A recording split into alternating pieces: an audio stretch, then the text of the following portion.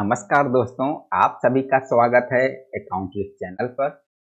दोस्तों, इस वीडियो में मैं बात करूंगा इंपोर्ट में आईजीएम क्या होता है। आईजीएम का फुल फॉर्म है इंपोर्ट जर्नल मैनिफेस्ट। दोस्तों, इंपोर्ट करते समय सबसे पहले आपका आईजीएम फाइल होता है। आईजीएम कौन फाइल करता है, क्यों फाइल किया जाता है, इसमें क्या डिटेल्स होती है, अगर आपके शिपमेंट का आईजीएम नहीं भी फाइल हुआ तो क्या होगा, इस वीडियो में पूरा डिटेल में बिल्कुल सरल तरीके से मैं आपको बताऊंगा। दोस्तों, आईजीएम आपके इंपोर्ट के केस में होगा। आईजीएम है क्या, what is import journal manifest. तो यह कस्टम का एक्ट 1962 के सेक्शन 30 में के बारे में बताया गया है। कस्टम के सेक्शन 30 में आईजीएम के बारे में बताया गया है।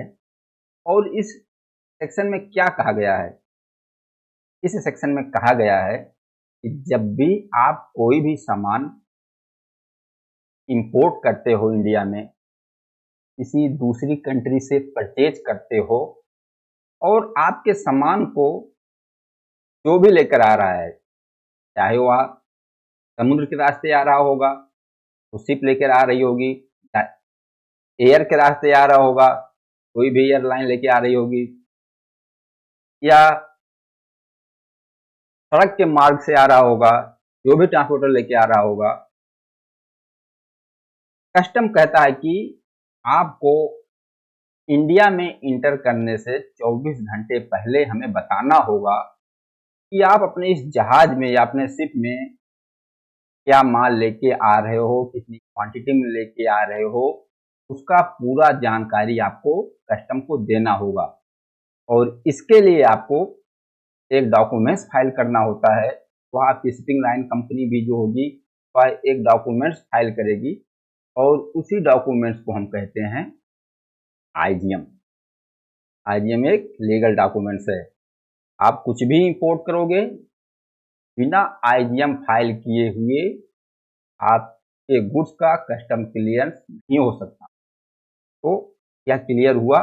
आईजीएम का मतलब सीधा सीधा आईजीएम का मतलब आप ये समझ लीजिए, जो भी कैरियर आपके गुड्स को लेकर आ रहा है, उसको वहां के जो डेस्टिनेशन पोर्ट होगा, वहां के कस्टम को बताना होगा कि वह क्या सामान कितनी क्वांटिटी में कहां से लेकर आ रहा है।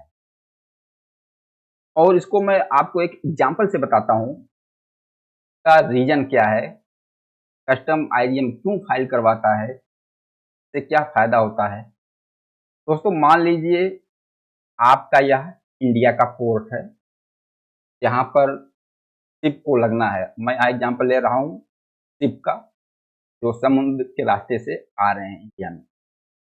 अब यहाँ रसिया से भी निकला है शिप इंडिया के लिए, जर्मनी से भी निकला है, यूएस से भी निकला है, चाइना से भी निकला है, इटली से निकला है, फ्रांस से निकला है। ये सब शिप निकल चुके हैं इंडिया के पोर्ट के लिए।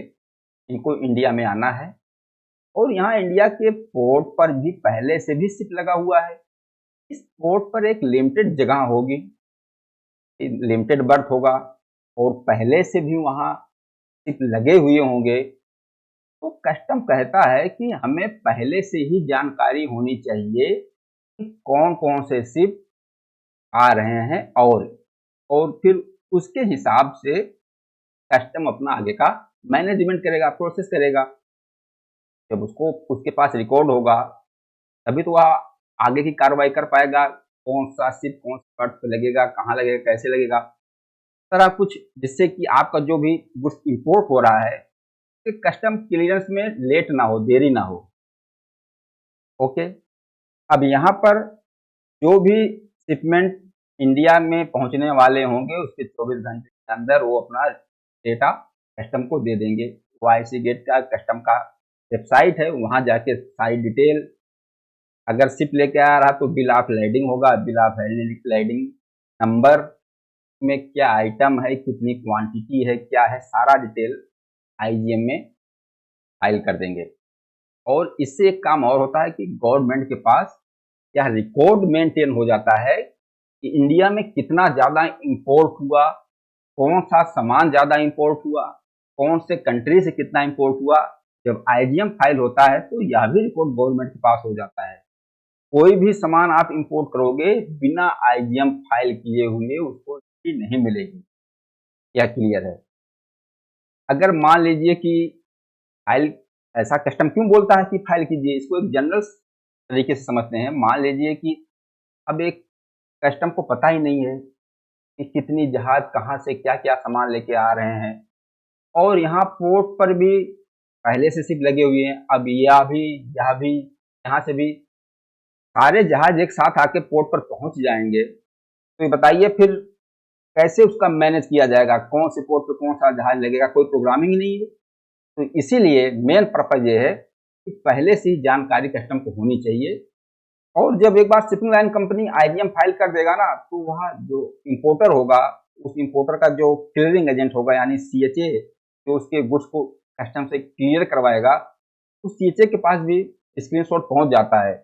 और इसके बाद भी सीएचए भी अपना प्रोसेस स्टार्ट कर देता है, जो कि बिल ऑफ एंट्री फाइलिंग कराना, सारे जो कस्टम क्लियरेंस के प्रोसेस होते हैं वह सब स्टार्ट हो जाता है।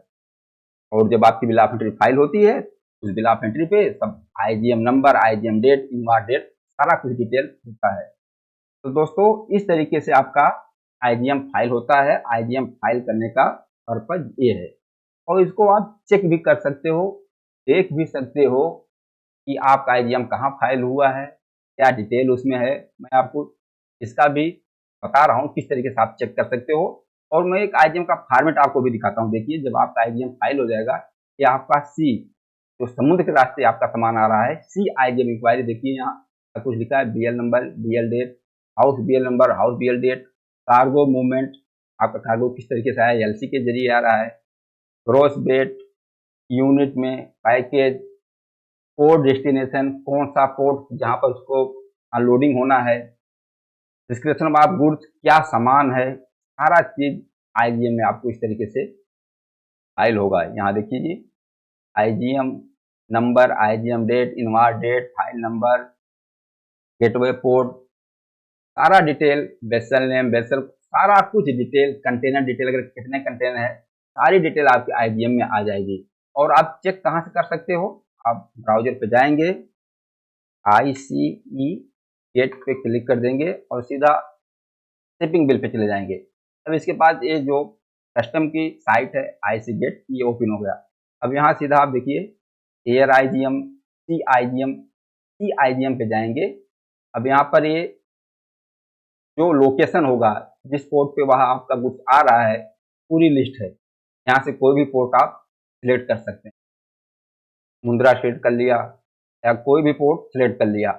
यहाँ पर आपका जो है इंटर मास्टर बीएल नंबर, जो आपके पास बिल ऑफ लैंडिंग नंबर होगा, मास्टर बीएल नंबर डालेंगे, यहाँ कैप्चा डालेंगे और सबमिट कर देंगे। पूरी डिटेल आपके सामने ऐसे ओपन हो जाएगा। दोस्तों मैं उम्मीद करता हूँ कि आईजीएम का मकसद क्या है, क्यों फाइल किया जाता है और कौन फाइल करता है, इससे क्या रिकॉर्ड मिलता है, आईजीएम के बारे में आप समझ गए होंगे। बाकी दोस्तों आप बताना यह वीडियो आपको कैसा लगा। नमस्कार, धन्यवाद।